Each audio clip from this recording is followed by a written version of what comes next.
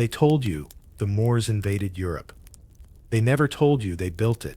For centuries, school books called it the Muslim conquest of Spain. A footnote, a fort known, a foreign invasion. But what they never said is that the men who crossed from Africa in 711 AD weren't raiders. They were builders, scientists, engineers, visionaries, who carried the light of a world Europe had forgotten. The story begins on the edge of two worlds, the deserts of North Africa and the crumbling ruins of the Western Roman Empire. Europe had fallen into what even its own historians call the Dark Ages. Roads broken, libraries burned, cities silent, but across the Strait of Gibraltar, a new civilization was roaring, the Empire of the Moors. These weren't just Arabs from the east. The armies that gathered under the Berber general, Tariq ibn Ziyad, were African to the core. Men from Morocco, Mauritania, and Mali. Their skin was dark, their armor gleamed beneath desert suns, and their mission was clear: knowledge must not die with Rome. When Tariq's ships landed on Iberian soil, he burned them. Behind you is the sea, he told his soldiers. Before you is the enemy, and victory. They marched through mountains that no army had crossed in generations, and by the time they reached Toledo, the last Visigothic capital, Spain was theirs. But conquest was only the beginning, because the Moors didn't come to destroy, they came to rebuild. Within a generation, southern Spain, Al-Andalus, was unrecognizable. Where there had been rubble, there were fountains. Where there had been plague, there were hospitals. The Moors brought mathematics from the sands of Timbuktu, medicine from Carthage, astronomy from Cairo, and irrigation systems older than Europe's oldest cathedrals. They turned Córdoba into the brightest city on earth. While London counted a few thousand people, Córdoba boasted 500,000. Streetlights glowed when Paris was still a swamp. Libraries held 400,000 books, when the largest Christian library in Europe had barely 400. But here's the part that history class left out. Those libraries weren't just Arab, they were African. Many of the scholars who copied the manuscripts came from the western coast of the Sahara, descendants of the same empires that would later give rise to Mali and Songhai. Black men in flowing white robes lectured on philosophy, chemistry, and architecture to students who would one day call themselves European humanists. And they didn't stop at Spain. From their mountain fortresses, Moorish architects sent apprentices north. Castles that you still see today, from Portugal's Sintra to southern France's Carcassonne, bear their fingerprints. The horseshoe arch, the domed vault, the mosaic geometry that turned stone into poetry. Europe's Gothic design, its roots run straight through the palaces of Granada and the mosques of Fez. Yet somewhere along the way, the story warped. When Christian armies began the Reconquista, they didn't just reclaim territory, they reclaimed the narrative. Chroniclers turned builders into barbarians, teachers into invaders, and African geniuses into shadows. They called them Moors, never Africans. They described them as dusky, or Saracen, anything but black. But the art refused to lie. In Spain's cathedrals, you can still find frescoes of dark-skinned nobles on horseback, wearing silk turbans and carrying astrolabes. In the archives of Seville, contracts bear the signatures of Moorish engineers, hired to maintain aqueducts centuries after the so-called Reconquest. Even European nobles bragged of Moorish bloodlines, until later generations began bleaching the record clean. And the irony, the same Europe that painted the Moors as villains, quietly absorbed everything they left behind: algebra, citrus, paper, gunpowder, surgical instruments, the concept of universities. The Renaissance didn't start in Florence. It started the day African knowledge crossed the sea and lit the lamps of Córdoba. Imagine the scene: night over Andalusia, the desert wind whispering through orange trees. In the great mosque of Córdoba, a scholar bends over a brass astrolabe, plotting the stars. Outside, African builders carve stone arches that will stand for 1,000 years. They don't know their names will be erased, but they work as if history is watching, because somewhere deep down, they believe it is. For 700 years, the Moors ruled much of Europe, not as conquerors, but as custodians of civilization. They preserved Greek philosophy, while Europe forgot how to read it. They mapped the heavens, refined algebra, performed cataract surgeries, and built universities, where Christian monks came to learn the very science their faith condemned. And when the last Moorish kingdom, Granada, fell in 1492, the same year Columbus set sail, the bonfires began, libraries burned, names vanished, statues were smashed, just like the noses in Egypt. Anything that hinted at Africa's hand in civilization went up in smoke, but ashes tell stories, and the stones still whisper. They whisper that the architects of Europe's rebirth were black, that the castles tourists marvel at were designed by men from across the Sahara, that history didn't start in Europe, it restarted because of Africa. And that's where our story begins. Because if the Moors built Europe's future out of ruins, what else did they build that we were never told about?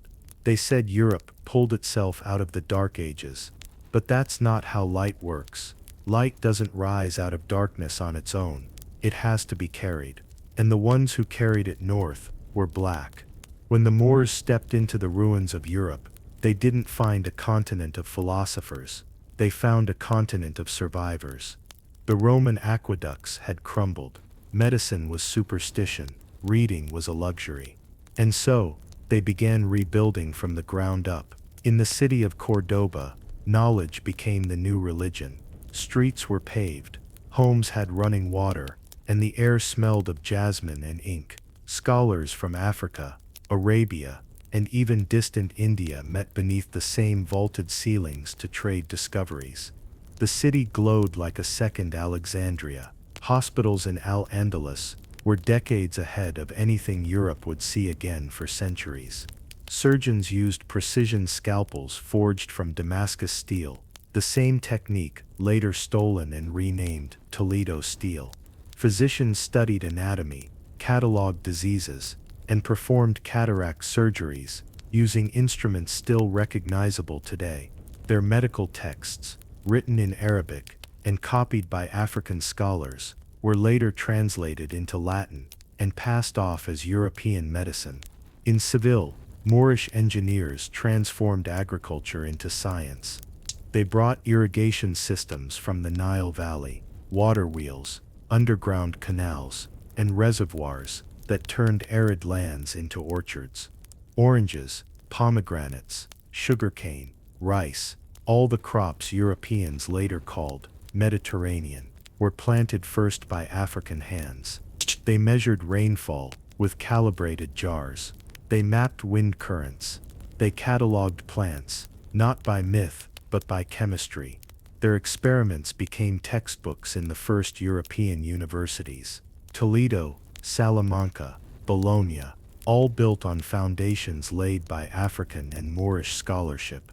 In astronomy, they charted the heavens with precision instruments that wouldn't be matched until the invention of the telescope. The astrolabe, a device for measuring the stars, was perfected by African craftsmen in Fez and carried across Europe by Moorish teachers. It was their maps of the sky that guided sailors through the Atlantic centuries before Columbus borrowed them. And mathematics, the backbone of science, was reborn through them. Algebra didn't come from Paris or Rome. The word itself comes from aljeb, from the works of scholars preserved by the Moors and refined by African mathematicians in Timbuktu and Marrakech. These weren't abstract thinkers, they were architects and engineers. The same formulas that held up the arches of the Alhambra would later form the equations behind European cathedrals. But while they built with logic and measurement, they also built with soul. The Moors saw geometry as divine, a reflection of balance in creation. Every mosaic, every courtyard, every fountain was a sermon in stone, symmetry as faith, proportion as prayer. They believed beauty itself was proof of truth. Their architecture was a language that Europe learned to speak without ever admitting who taught it. The pointed arch, the ribbed vault, the flying buttress, all became Gothic, stripped of their African roots, and baptized in Latin. Even the word alcove, from the Arabic alcoba, meaning the dome, survived long after the builders' names were erased. Libraries became their true monuments. In Granada, students could read Aristotle in Arabic centuries before his works appeared in Latin. In Córdoba, one scholar described booksellers filling entire streets, their stalls glowing at night, with lanterns so readers could browse after sunset. And among those texts were African manuscripts, treatises from Gawa Jin and Timbuktu, carried north by camel caravan, bound in leather and written in ink, made from desert plants. Europe's so-called Renaissance was born in those pages. The spark didn't start in Florence. It started in a Moorish library, lit by oil lamps, copied by hands that the world would later pretend were never there. But not every invention survived intact. When Christian armies marched south, they took more than territory. They took technology. Moorish compasses were stripped of Arabic script and remade in Latin. Astronomical charts were recopied with European names. Even surgical tools found in old monasteries bore Arabic markings. Sanded off with acid, they erased the signatures, but not the skill. The Moors had built a system where science, art, and faith weren't enemies. They were one language. And when Europe translated that language into its own, it forgot to translate the truth, that this knowledge came from black and brown scholars, whose genius stretched from the Sahara to the Pyrenees. Imagine standing inside the Alhambra at night, moonlight pouring through carved stone, latticework, patterns repeating like a heartbeat. Every line, every shape has meaning, mathematical, spiritual, eternal. It's not just architecture, it's memory. The memory of a people who saw no boundary between heaven and earth, science and spirit. And yet when the last Moorish city fell, the conquerors didn't ask to learn, they asked to erase. Libraries were burned, scholars executed, mosques converted to churches. What had been a symphony of knowledge was replaced with silence. But knowledge doesn't die easily. It hides. It traveled in the margins of books, in the blueprints of cathedrals, in the seeds of orange trees still growing in Spanish soil. The Moors didn't just teach Europe how to build, they taught it how to think. And even if history forgot their names, the world they built still speaks for them. Every empire has a heartbeat. For the Moors, that pulse came from far beyond the sands of the Sahara, from the kingdoms that fed the world with gold, knowledge, and faith, long before Europe learned their names. The story of the Moors doesn't begin in Spain. It begins in the deep heart of Africa, in Ghana, Mali, and Songhai, where the streets shimmered not with dust, but with the reflection of power. These weren't tribes, in the way colonial stories would later twist them.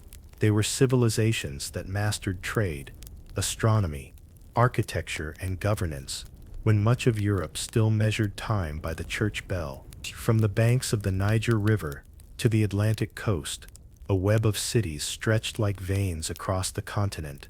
Jen, Gao, Niani, and the legendary Timbuktu. They were the laboratories of Africa's future, where science met spirit and trade met philosophy. Caravans rolled across the desert, guided by the stars. Each camel carried salt from Tagaza, gold from Bambuk, manuscripts from Timbuktu, and silk from Egypt. By the time they reached the markets of Marrakech or Fez, they had crossed 2,000 miles of shifting dunes, and in doing so, they tied together worlds that Europe still thought were separate. Gold was the lifeblood of this system, not coins, raw, glittering gold dust, sifted through riverbeds and weighed in gourds. It flowed north, like sunlight turned solid, and every kingdom that touched it rose into legend. The Ghana Empire had once been called the Land of Gold, Mali inherited that title and multiplied it. By the time of Mansa Musa, the wealth of these lands was so vast that one pilgrimage to Mecca caused gold's value to collapse across the Mediterranean. But gold wasn't their greatest treasure, knowledge was. In the university city of Timbuktu, scribes worked like alchemists, turning thought into permanence. They copied mathematics, astronomy, philosophy, and medicine onto parchment that still exists today. They debated Aristotle and Euclid, not as students, but as equals. Their scholars wrote about planetary motion centuries before Galileo, and about the spherical Earth long before Magellan sailed. The Moors who later crossed into Spain carried that legacy with them, not as invaders, but as inheritors.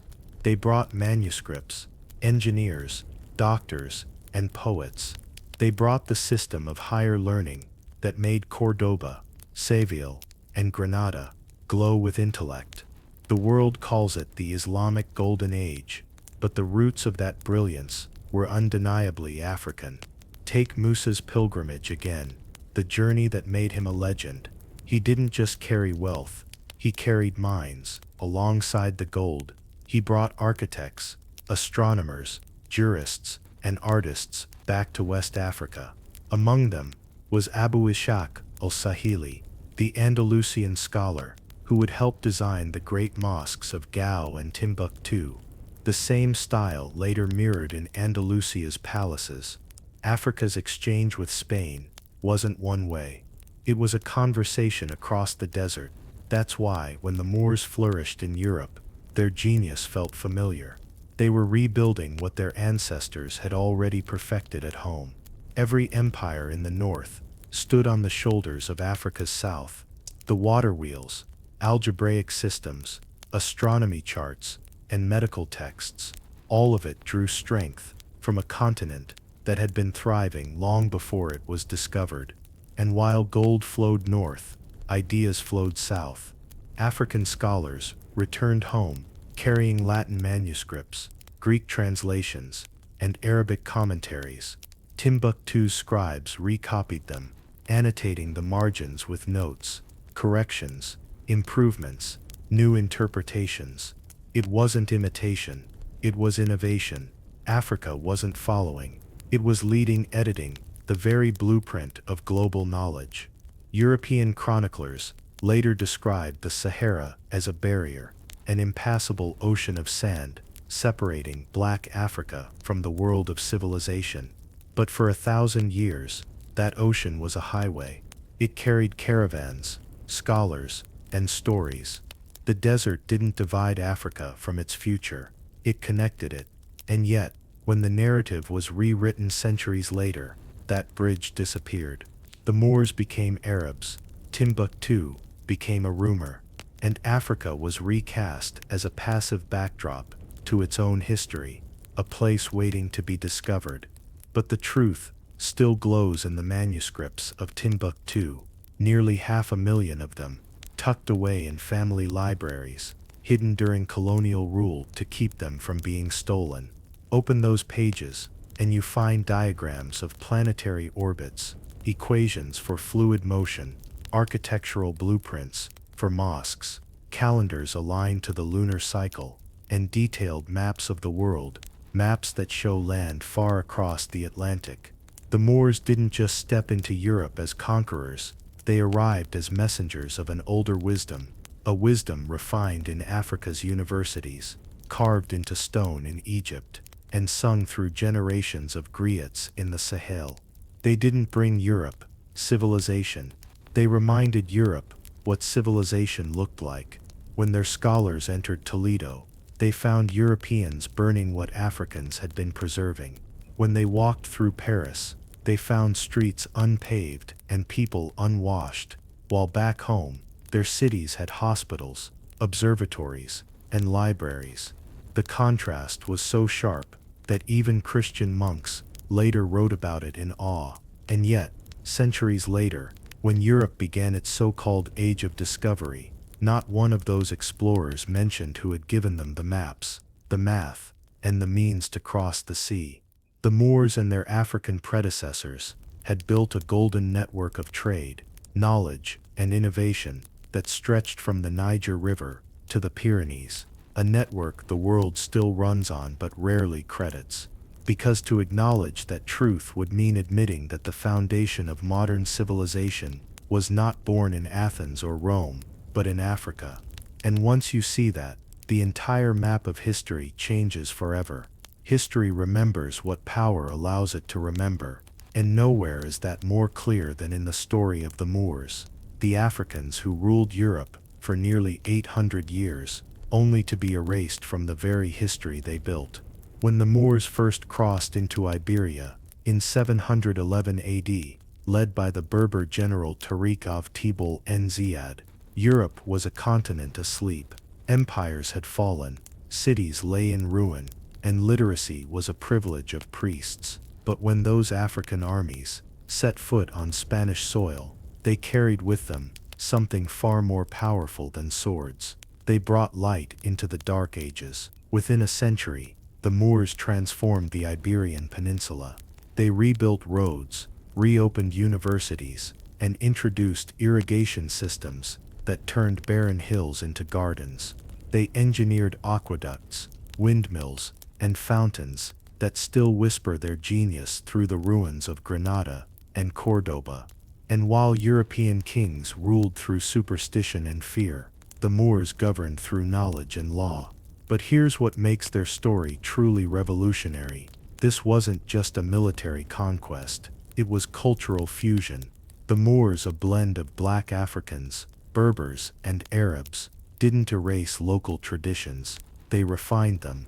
They absorbed Greek philosophy, Egyptian science, Indian mathematics, and sub-Saharan artistry, and turned Europe into a crossroads of civilizations. Córdoba became the crown jewel of that world, a city of nearly 1 million people.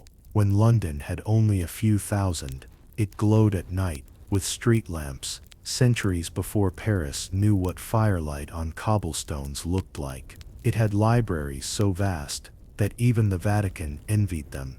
Over 500,000 manuscripts, from medicine to poetry to astronomy. Scholars from every corner of Europe traveled there to study under African teachers, and they did learn. But when they returned home, they rewrote the story. Names were changed, origins blurred. Moorish scholars became Arabs, African philosophers became Eastern sages.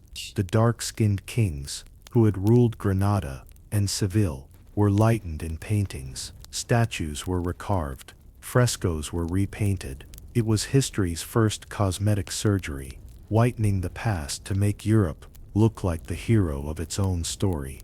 But for those who know where to look, the truth is still there, hidden in the stones, in the DNA, in the art that couldn't lie. Take the Alhambra, for example, that crimson fortress rising over Granada, like a mirage of perfection. Its walls are carved with poetry in Arabic, celebrating beauty, balance, and divine geometry. The architects who built it were mathematicians, engineers, and artisans from across Africa and the Islamic world.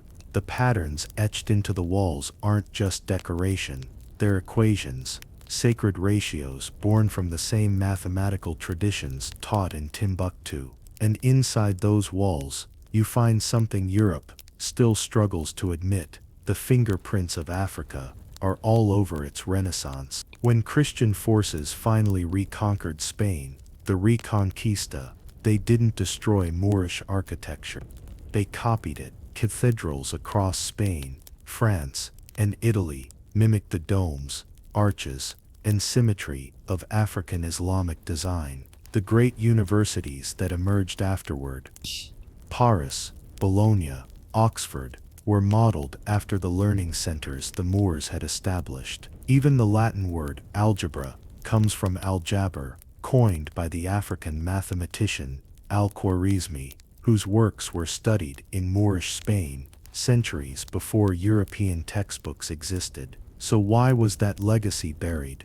Because power couldn't allow Europe's story to begin with Africa. It couldn't accept that the Renaissance, its proudest era, was jump-started by the very people it would later enslave and colonize. Admitting that truth would shatter the myth of European supremacy. So the erasure began. Chronicles were rewritten. Church art lightened every face. The Inquisition didn't just purge heresy, it purged memory. Moorish scholars were expelled. Libraries were burned. People with African ancestry were forced to hide their lineage under Spanish names and Christian baptism. Some families still carry those traces in their DNA today. Dark skin in a white village, curly hair in a Mediterranean port, echoes of rhythm and Andalusian music that trace straight back to the Sahel. And yet, even through centuries of silence, fragments of the truth survived. When Europeans began to explore beyond their shores, they carried Moorish maps. The astrolabe, the compass, and advanced navigation charts all came from African and Arab science. Columbus's own notes mention studying charts derived from Moorish sources. In other words, even the so-called Age of Discovery sailed on African knowledge. The irony is brutal. The same Europe that once learned from African civilization would later claim to have discovered Africa. The same scholars who once translated Moorish manuscripts would grow into colonial powers that banned Africans from learning to read. But you can't erase ancestry with ink. Today, genetic studies reveal what paintings tried to hide: a deep African lineage in southern Europe, in Spain, Portugal, Sicily, and southern France. Entire regions bear the imprint of African bloodlines, carried from the Moorish age through generations of silence. In the music, in the food, in the language, you can still feel it. Words like Olul, Alcazar, Azukar, and Ojala all come from Arabic, carried through Africa. Every syllable is a fossil of the past whispering, "We were here." The truth is, Europe didn't rise after the Moors. Europe rose because of the Moors. The libraries of Toledo and Córdoba were the spark that lit Florence. The African mathematicians, architects, and astronomers of Al-Andalus became the foundation on which Leonardo, Galileo, and Copernicus built. So when history books speak of Western civilization, they're telling only half the story. The West was born from the South. The Renaissance was Africa, reborn in Europe's mirror. And the real cover-up isn't just that this happened, it's that it was intentionally forgotten. Because the most dangerous truth is not that Africa ruled Europe, it's that Africa educated it. At its height, Córdoba was not just a city. It was a universe contained within walls of light. When most of Europe was cloaked in plague, war, and ignorance, Córdoba shimmered like a mirage of possibility, proof that civilization, knowledge, and beauty flowed from Africa northward. Travelers who entered its gates often thought they were dreaming. Streets paved and lit with oil lamps stretched farther than any in Paris or London. Public baths, over 700 of them, dotted the city, perfumed with jasmine and rosewater. There were libraries, hospitals, schools, and observatories, each a testament to the order and intellect of a society built not on conquest, but on curiosity. At its center stood the great Mosque of Córdoba, a masterpiece of African engineering and geometry. Its red and white arches seemed to ripple like a wave frozen in time.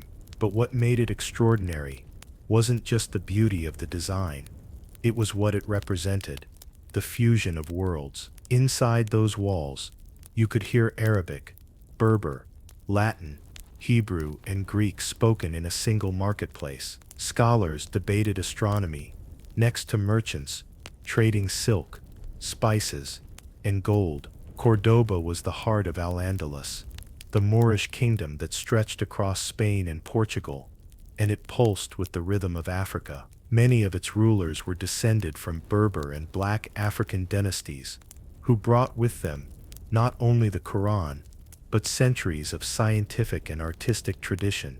They built an empire where intellect was sacred. One of the city's greatest treasures was its library, the largest in the world at the time. It held over 400,000 books, each one copied by hand, by scholars and scribes, many of whom were African. In an age when kings elsewhere couldn't read their own decrees, Cordoba's streets buzzed with literacy. Books were currency. Knowledge was power. While Christian Europe burned heretical texts, Cordoba preserved them. Greek philosophy, Indian mathematics, Persian medicine, and African astronomy were all translated into Arabic, studied, refined, and expanded. This is where algebra was perfected, where surgical instruments were invented, where the stars were mapped with precision that wouldn't be matched for centuries. And it wasn't locked away for elites. It was shared. Public lectures were held daily. Libraries welcomed the poor. Women studied alongside men. Even Jewish and Christian scholars found refuge under Moorish rule, protected by a policy of tolerance that was revolutionary for its time. But what's rarely said in history books is that this golden age was African-led. The scientific brilliance of Cordoba didn't come from nowhere. It was inherited from older African civilizations like Egypt, Nubia, and Mali. The Moors carried the intellectual DNA of the continent's greatest empires. Their architecture echoed the pyramids' precision. Their medicine reflected the teachings of Imhotep. Their astronomy traced back to Dogon knowledge systems in West Africa that mapped Sirius B long before Western telescopes existed. This was the real Renaissance, centuries before Europe claimed the term. Cordoba was the prototype, the spark that would later ignite Florence and Venice. When European scholars finally began to awaken, it was Moorish Cordoba that guided them out of the dark. Take Gerbert of Aurillac, a future pope known later as Sylvester the 101 Bia, in node form, in noder of Bia, in noder of Wall, King Stupil. Before he became head of the Catholic Church, he studied in Cordoba, where he learned mathematics, astronomy, and the concept of the zero, knowledge Europe had never seen. He returned home hailed as a genius, but what he truly brought back was Africa's light disguised in Latin robes. This is how history gets rewritten, not by lies, but by omission. The scholars of the Renaissance, who credited the Greeks, were reading translations from Arabic, texts preserved by African minds. They called it rediscovery, but it was really recovery. Europe reclaiming knowledge Africa had never lost. Cordoba also redefined what it meant to live beautifully. The Moors believed that architecture should reflect divine order, that a city's harmony mirrored the cosmos itself. That's why everything was geometric, symmetrical, balanced. Gardens were designed to mimic paradise, divided into 4 rivers representing the elements of life. The sound of water, always present, symbolized both purity and continuity, the flow of knowledge across generations. Even music was transformed. The oud, an African Arabic lute, became the ancestor of the European guitar. Rhythms from sub-Saharan Africa merged with Andalusian melodies to create flamenco's haunting soul. It's all there, hidden in plain sound. Africa singing through Spain's voice. But greatness breeds envy, and light attracts conquest. By the 11th century, divisions began to fracture the Moorish states. Internal conflicts made them vulnerable. Christian kingdoms from the north, armed and zealous, began to push southward.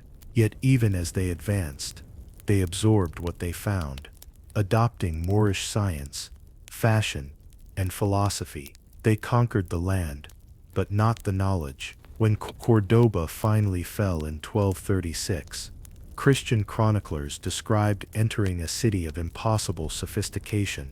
They were stunned by what they found: running water, streetlights, libraries, advanced hospitals. But rather than celebrate its African legacy, they began rewriting it. The Moors became Saracens, their rulers Arabs, their innovations borrowed.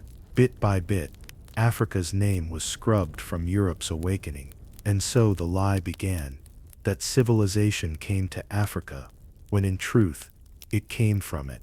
But erasure has limits. Beneath the whitewash of history, Cordoba's stones still whisper their truth. The calligraphy carved into its walls still sings the names of African kings and poets. The geometry of its arches still reflects equations born in the Sahel. And every time the sun sets behind the Alhambra's walls, its light still breaks into gold and red, the same colors of the desert, the same colors of home. Because no matter how deep they bury the truth, light always finds its way through stone. And Cordoba, Africa's city in Europe, still shines. Timbuktu, even the name feels like a whisper from another world, half legend, half memory. But for centuries, it wasn't just a city, it was a beacon, the crown jewel of African intellect, a place where gold and wisdom flowed through the streets in equal measure. By the 14th century, while much of Europe still stumbled out of plague and darkness, Timbuktu stood as one of the greatest centers of learning on earth. Its skyline shimmered with the golden clay of the Sahel, crowned by the sacred mosques of Djingueber, Songhai, and Sidi Yahya. These weren't just temples of faith, they were universities, each one alive with the hum of debate, the shuffle of parchment, the scent of ink and desert air. Scholars traveled from across Africa, Arabia, and even parts of Europe, just to study there. Imagine a caravan arriving at dawn, camels draped in woven cloths, traders unloading chests filled with scrolls, mathematicians arguing over the stars, poets reciting verses under the shade of palm trees. The air itself pulsed with intellect and ambition. In Songhai University, lectures were given on astronomy, law, medicine, linguistics, philosophy, and mathematics, all written in Arabic, Songhai, and Ajami script. Thousands of manuscripts lined the libraries, documenting everything from complex equations to the movements of Jupiter. The scribes of Timbuktu didn't just preserve knowledge, they expanded it. They took what the Greeks, Persians, and Arabs had written, and then built on it, with the precision and curiosity of African genius. And yet the West would later pretend it never existed. When European explorers first stumbled across Timbuktu, they thought they had found a myth. They wrote in disbelief about an African city filled with scholars who could quote Aristotle and measure the distance to the stars. Their letters home read like confessions, because what they found didn't fit their idea of Africa. The narrative they had built, of a continent without history, without intellect, without civilization, cracked open under the weight of this golden city. Timbuktu was the proof they couldn't explain. For centuries, its manuscripts sat hidden.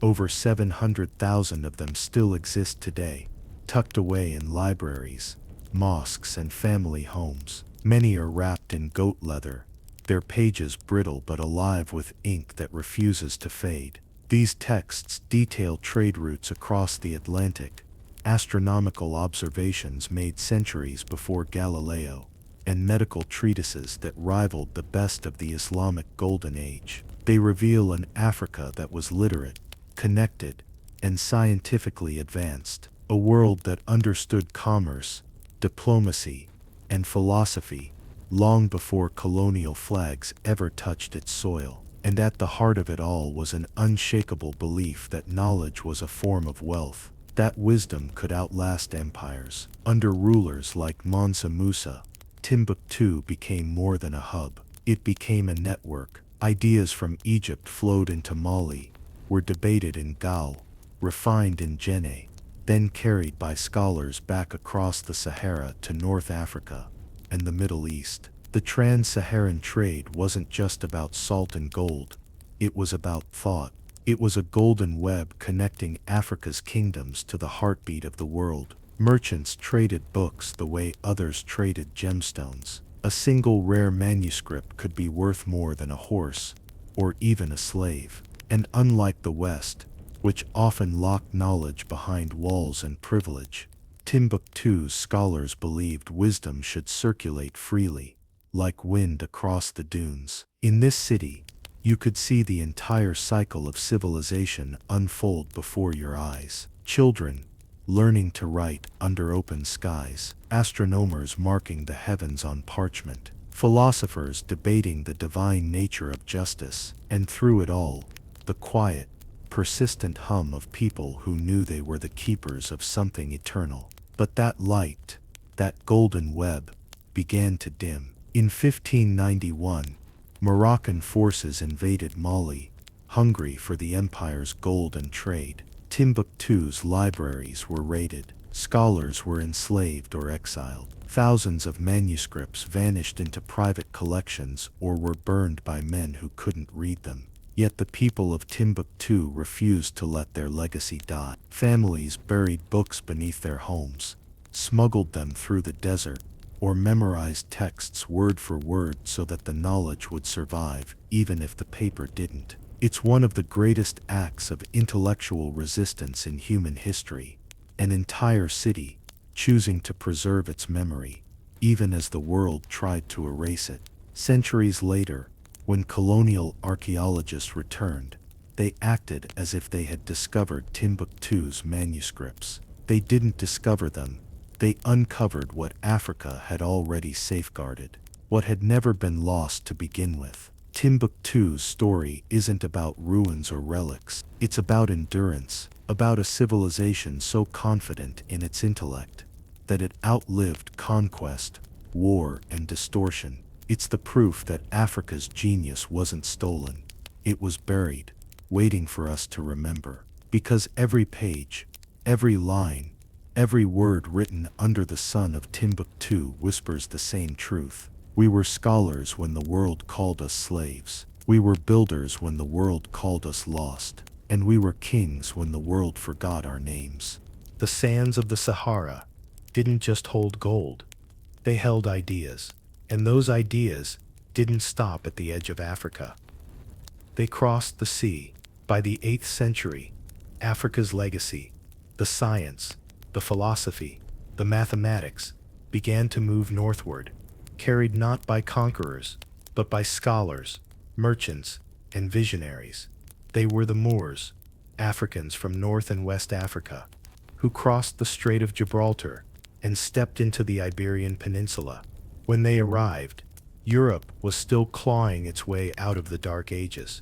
Cities were crumbling, roads had turned to mud, knowledge, once guarded by Rome, had been reduced to whispers inside cold stone monasteries. And then the Moors came, with books, with architecture, with music, and with memory. Under their rule, the Iberian Peninsula transformed. They built cities where none had stood before, turning dusty settlements into centers of brilliance. Córdoba, Granada, Seville, and Toledo became jewels of light in a continent still fumbling in the dark.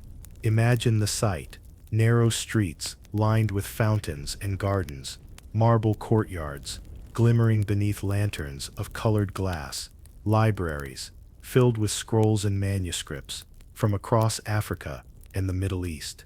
The call to prayer echoing softly over stone rooftops as scholars gathered to discuss geometry, medicine, and the movements of the stars. Córdoba alone housed over 70 libraries, the largest containing more than 500,000 manuscripts. In comparison, the greatest libraries in Christian Europe at the time barely held 1,000. While kings in the north signed documents with trembling hands, the Moors wrote treatises on optics, irrigation, and surgery. While monks copied psalms by candlelight, Moorish astronomers mapped the heavens and gave names to the stars, names we still use today: Aldebaran, Rigel, Betelgeuse. This wasn't just cultural influence, it was a resurrection of civilization. The Moors reintroduced Europe to the knowledge it had forgotten, knowledge that had originated in Africa and the ancient Nile Valley, refined in Timbuktu, and carried north through centuries of scholarship and trade. They brought algebra from Al-Khwarizmi, but they also brought innovations of their own: the decimal system, advanced navigation tools, and irrigation techniques that turned barren Spanish hills into orchards of citrus and olive. They built aqueducts and windmills, hospitals and universities. They taught Europe how to read the sky and how to heal the body. And through all this progress, they never forgot where it began. African influence flowed through every page, every wall, every verse. The architecture of Al-Andalus, the sweeping arches, the intricate patterns, the emphasis on symmetry, was born from African hands and African minds. You can see it in the Great Mosque of Córdoba, in the Alhambra of Granada. Geometry and spirituality woven into stone. This wasn't just beauty for beauty's sake. It was philosophy made physical. The Moors believed that design reflected divinity, that to build with harmony was to honor the Creator. That belief would go on to inspire Europe's Renaissance cathedrals, even though the architects who studied those Moorish wonders rarely admitted where they learned. But not everyone welcomed the light. As centuries passed, Europe began to change, and power shifted. The Christian kingdoms of the north, once weak and divided, grew stronger and united against the infidels of the south. For nearly 800 years, the Moors held their ground, creating a society where Muslims, Christians, and Jews studied together, translating ancient texts, debating philosophy, and building a bridge of knowledge that connected three worlds. It was the most diverse and tolerant civilization Europe had ever seen. But history has a cruel habit. Light attracts fear. By the late 15th century, the tide had turned. The Reconquista, a centuries-long campaign to reclaim Iberia for Christianity, reached its bloody end. In 1492, the same year Columbus sailed west, the last Moorish kingdom of Granada fell. Its palaces were seized, its libraries burned, its people, the same people who had taught Europe how to think again, were forced to convert, flee, or die. When the fires of the Alhambra's libraries rose into the sky, Europe called it victory, but in truth, it was a funeral for an age of tolerance, of curiosity, of light. Yet, like Timbuktu, the Moors' influence could not be erased. Their science seeded Europe's universities. Their architecture shaped the skyline of Spain. Their words entered European languages: algebra, alcohol, alchemy, adobe, sugar, saffron.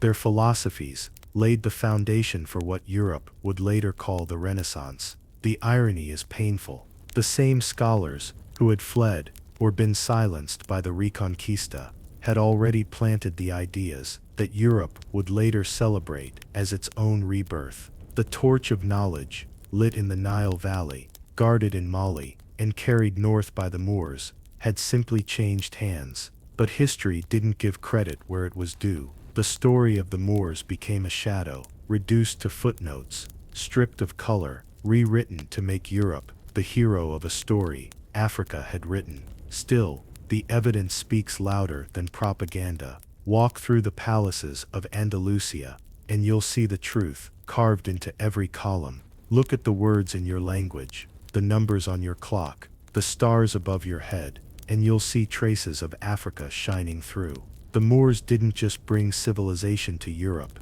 they reminded Europe what civilization looked like. And even when their kingdoms fell, their light kept traveling, carried by the ideas they left behind, the maps they drew, the books they preserved. Because knowledge, once set free, can't be conquered. When the libraries of Granada turned to ash, Europe thought it had silenced the light. But knowledge doesn't burn, it moves, and the wind carried it back across the sea, back to the source, to Africa. By the time the last Moorish scholars were expelled from Spain, something remarkable had already happened. Europe's explorers, men like Prince Henry of Portugal, were secretly studying the very knowledge their ancestors had tried to destroy. The maps, the mathematics, the astronomy, all of it traced back to the Moors, and through them, to Africa itself. You see, the so-called Age of Exploration didn't begin in Europe. It began in the minds of African scientists who had been charting the stars and currents for centuries. Before Europe built its first compass, the sailors of Mali and the Berbers of the Sahara already knew how to read the ocean's pulse. They studied the winds that circled the Atlantic,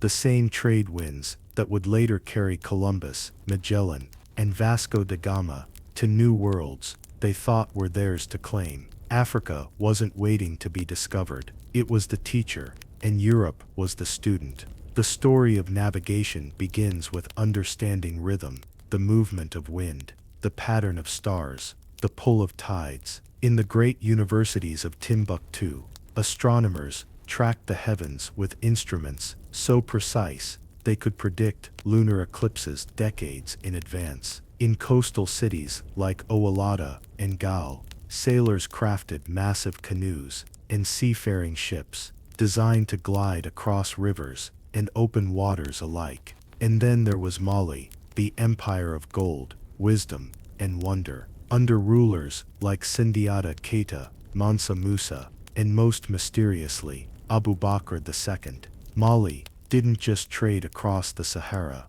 it looked beyond the horizon. In an age when Europe still believed the ocean ended in dragons and death, an African emperor dreamed of exploration. Abu Bakr II wasn't just a king, he was a visionary scientist. He wanted to understand the world, not conquer it. And so, around the year 1311, he gathered his engineers, astronomers, and navigators, and built what may have been the largest fleet in human history, 2,000 ships strong. Some carried men, others carried supplies, seeds, water, and animals. It was not an invasion, it was an expedition, a mission of knowledge. When the first fleet sailed west, only one ship returned. Its captain told Abu Bakr that the others had vanished into a current too powerful to escape. But the emperor didn't retreat. He looked westward, toward the horizon, and said, "Then I will go myself." He handed his throne to his brother,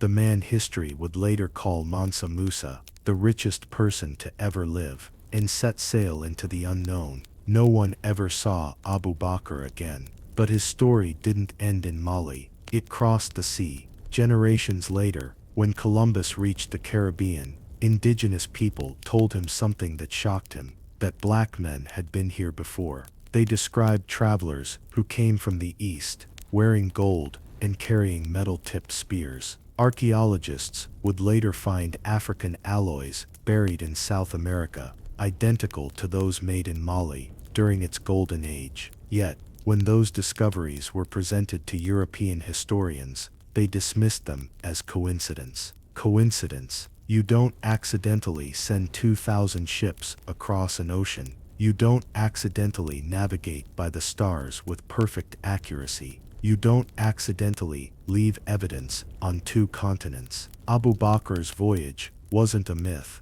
It was the continuation of a legacy that began in the Nile, flowed through Timbuktu, rose with the Moors in Al-Andalus, and returned to the Atlantic with Mali. Africa had always been a world power, a continent of scientists, sailors, and scholars. The only thing Europe discovered was a truth it couldn't handle. When you trace the timeline, the connections are undeniable. After the fall of the Moors, Portuguese explorers suddenly appeared with detailed maps of the Atlantic currents, maps that had never existed in European archives before. Where did they come from? From Moorish scholars forced into service, from African pilots brought onto Portuguese ships, from the knowledge Europe had stolen and renamed. They called it the Age of Discovery. But the truth is, Europe didn't discover the world, it borrowed it from Africa. Even the compass,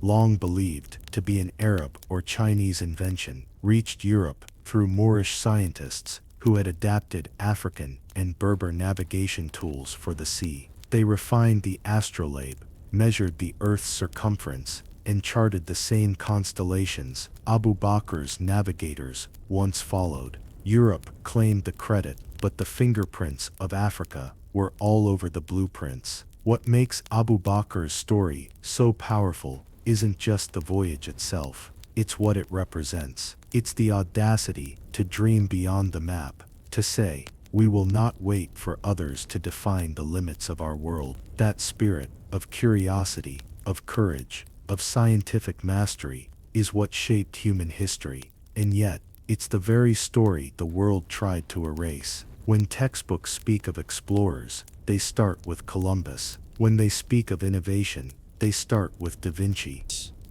When they speak of science, they start with Galileo. But before all of them, Africa had already written the first chapters, and Abu Bakr II was proof of that. His journey may have disappeared beneath the waves, but his legacy didn't. It resurfaced in every African scholar who refused to forget. It whispered through the pages of the Timbuktu manuscripts. It glowed in the architecture of Al-Andalus. It sang in the memory of the ocean, the same ocean that once carried a king from Mali into history. The empire that taught the world to sail never needed to plant a flag. Its power was never about conquest. It was about knowledge, and knowledge, like the tide, always finds its way home.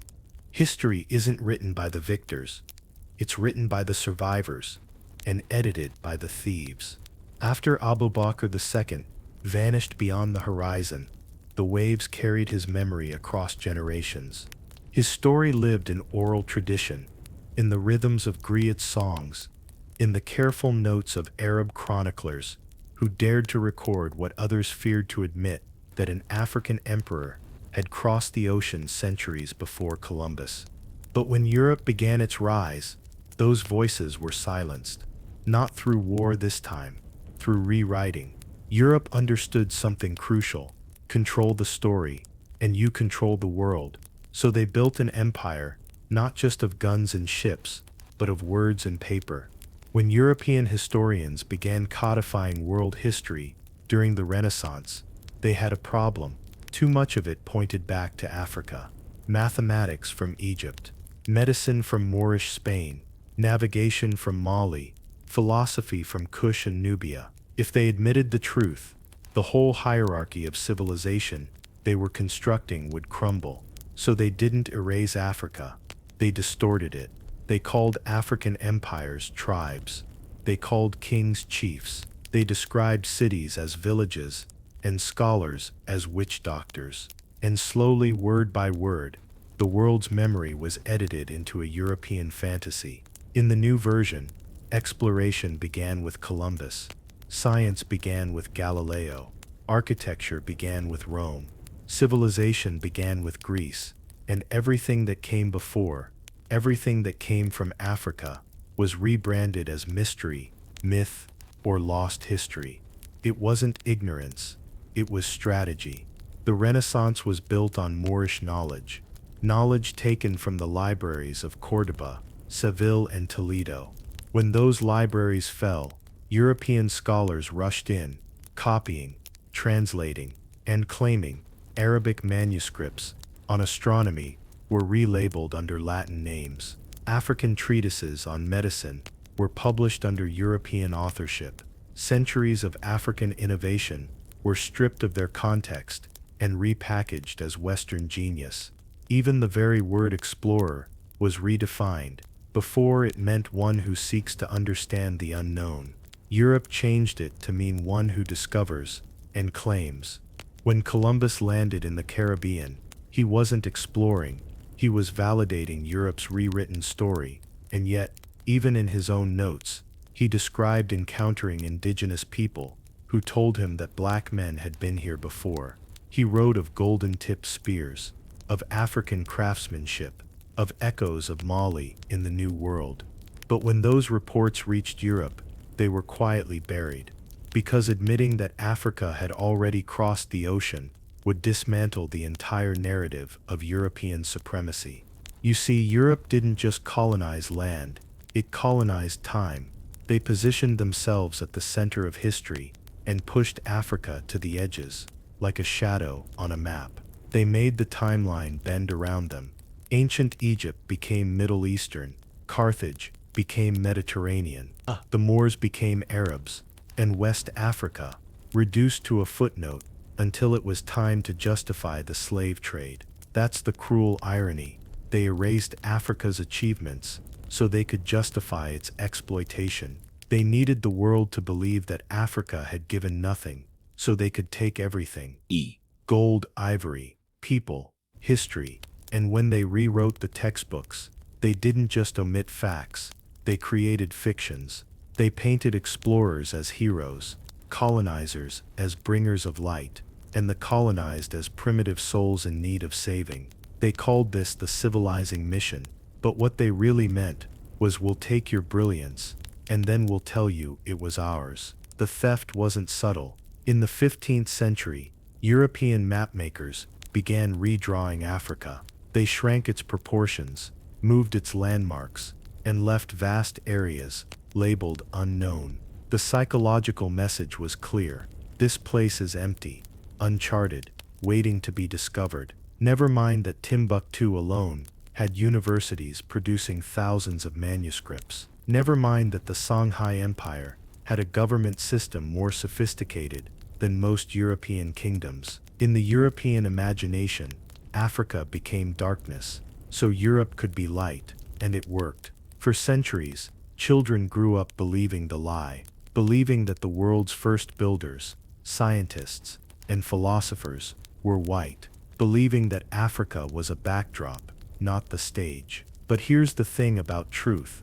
It doesn't stay buried. It leaks through the cracks in the narrative. It hides in the manuscripts Europe forgot to destroy, in the DNA of mummies, in the oral histories passed down in villages and songs. And every time one piece of that truth surfaces, the story shifts. Today, historians are finally unearthing what Europe buried.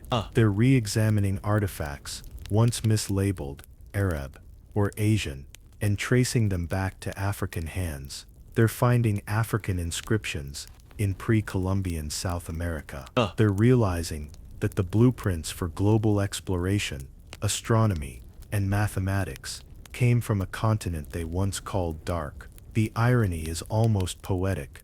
The people who claimed to have brought light to Africa were blinded by the brilliance already shining there. So when we talk about the theft of the narrative, we're not just talking about forgotten names or missing books. We're talking about identity, about how entire generations were taught to see themselves as descendants of survival instead of descendants of mastery.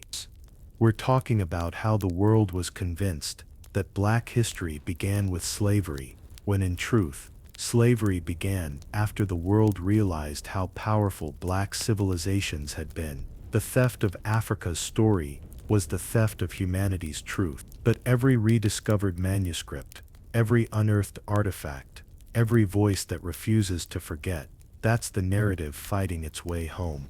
And just like the tide that once carried Abu Bakr's ships, the truth always finds its way back to shore. They call it the Renaissance, the rebirth of knowledge, the age of enlightenment. But how can something be reborn if it was never dead? And whose knowledge was it, really? By the time Europe was emerging from the long shadow of the Middle Ages, Africa, and particularly the Moors of North Africa and Andalusia, had already lived through centuries of intellectual brilliance. While Europe's cathedrals were still half-finished and its kings barely literate, the Moors were teaching astronomy, medicine, mathematics, architecture, and philosophy in universities, from Fez to Granada. They preserved ancient Greek texts, translated them into Arabic, and improved upon them.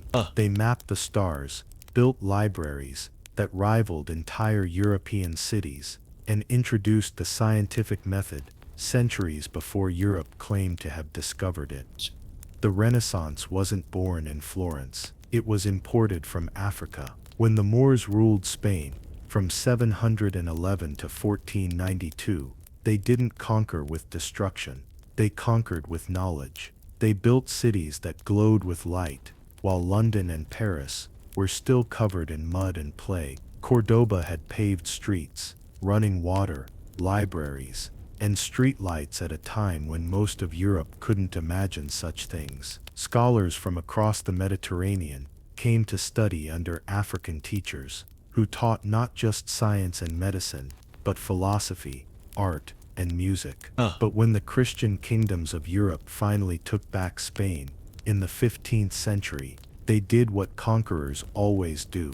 They took credit for what they could not create. They burned the libraries, exiled or enslaved the scholars, and claimed the surviving knowledge as their own.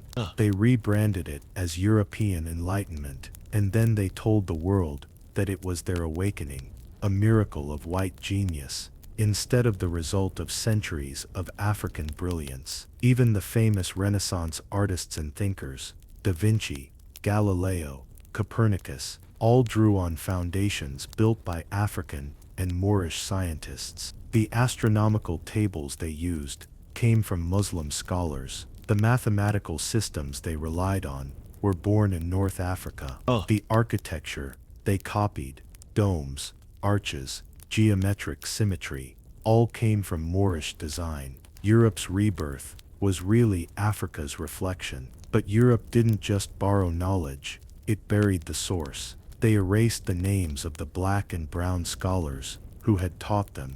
They turned Moorish achievements into anonymous Arab contributions, and in doing so, they rewrote intellectual history to make themselves the inheritors of civilization, and Africa its forgotten parent. Let's take Córdoba for example. At its height under Moorish rule, the city had over 70 libraries, 300 public baths, and 900 schools. Its library alone housed over 500,000 manuscripts. When Christian armies reclaimed the city, most of those texts were burned. Only fragments survived, enough to light the spark that would become the European Renaissance. Those fragments would travel north, to Italy, to France, to England, where scholars studied them in secret, translated them into Latin, and claimed authorship. When Europe finally emerged from its dark ages, it did so carrying stolen torches. And yet, even as they erased the names, the evidence remained in the margins. Arabic annotations still sit in the corners of European manuscripts. African numerals still form the backbone of European mathematics. The word alchemy itself, the foundation of modern chemistry, comes from alchemia, Arabic for the science of transformation. And what greater transformation could there be than turning African knowledge into European prestige? This was the second great theft, not of land, but of intellect. The first theft was the erasure of Africa's exploration. The second was the rewriting of Africa's wisdom as Europe's awakening. And both thefts worked hand in hand to build the illusion that Europe led the world, while Africa merely followed. But not everyone forgot. In West Africa, scholars in Timbuktu and Gao continued their studies. While Europe celebrated the printing press, Timbuktu had already written and preserved hundreds of thousands of books on astronomy, law, philosophy, trade, and poetry. The scholars of Songhai University debated ethics and mathematics, while European universities were still arguing over theology. And when explorers and missionaries later reached Mali and Songhai, they couldn't comprehend what they found. Cities built on order and learning, not chaos and conquest. To admit that truth would have shattered their worldview, so they buried it again. Even centuries later, when Europeans colonized Africa, they carried the same arrogance that the Renaissance had birthed, the belief that they were bringing civilization to a place that had once taught them civilization itself. It was a perfect circle of deceit. But history, like a suppressed memory, always fights its way back. Modern historians and archaeologists have begun to uncover the original manuscripts, the lost names, the scientific notes of Moorish scholars like Abbas ibn Firnas, who experimented with flight centuries before the Wright brothers, or Al-Jahiz, who wrote about natural selection 1,000 years before Darwin, or Ibn al-Haytham, who pioneered the study of optics before Europe even had glass lenses. These were not coincidences, they were continuations of an African legacy that Europe could only imitate. The Renaissance they celebrated was built on African genius, Moorish preservation, and stolen credit. And now, as the world reopens the archives, we can finally see it for what it was. Not a rebirth, but a rebranding. The world has always owed its light to Africa. Europe just held the torch and claimed the dawn. The story of the Moors doesn't end in Spain. It doesn't fade with the fall of Granada, or vanish with the expulsion of 1492.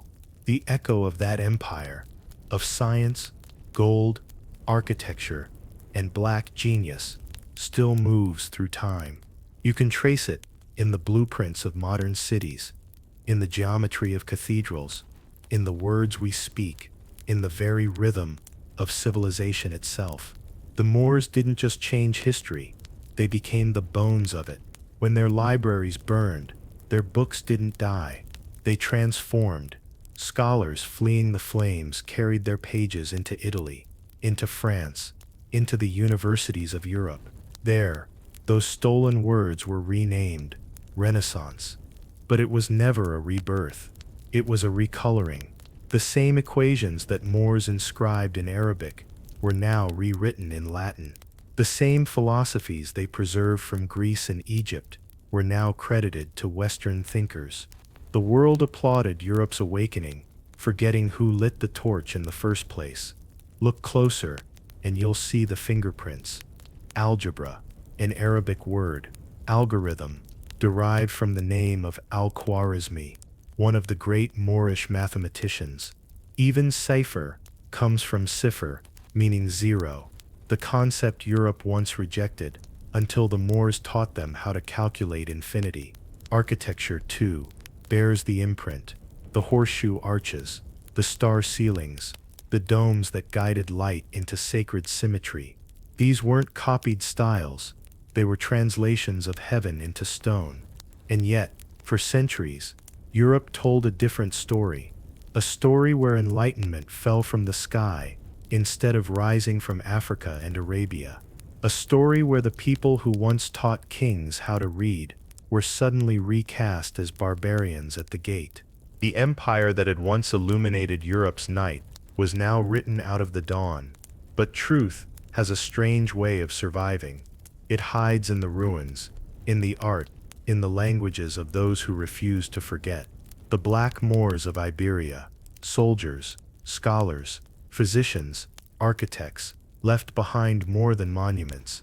They left memory, and no matter how many times the conquerors tried to paint over it, that memory still bleeds through. You see it in Seville's palaces, in Granada's Alhambra, where the walls still whisper verses of poetry older than the Spanish crown itself. You see it in the faces of southern Spain, in the Moorish words still woven into Spanish speech: aceituna, almohada, azúcar, ojalá, olive, pillow, sugar, God willing. Every syllable, a ghost of empire. And while the Europeans built cathedrals, the Moors had built cities that could light them: street lamps, aqueducts, hospitals, universities, systems that existed in Córdoba, while London was still shrouded in mud and ignorance. At its height, Moorish Spain had over 70 libraries, some containing 500,000 volumes, while the rest of Europe could barely count a dozen. These were not conquerors seeking gold, they were teachers bearing knowledge. They brought Africa's light into a Europe lost in its own darkness. But that's the truth history couldn't handle, because if the world ever accepted that the Moors, black men and women of Africa, had once ruled Europe with brilliance and compassion, the myth of Western supremacy collapses. The idea of progress being born from white civilization falls apart. And so, just like the chisels that struck the noses from the pharaohs, the pens of Europe rewrote the Moors out of their own history. Yet here we are, centuries later, unearthing their story piece by piece. We're realizing that what was called the Renaissance was really a relay, a torch passed from Nile to Sahara, from Timbuktu to Córdoba, from black hands to white paper. The knowledge was never lost, only renamed. And now the world is listening again. The ruins speak louder than ever.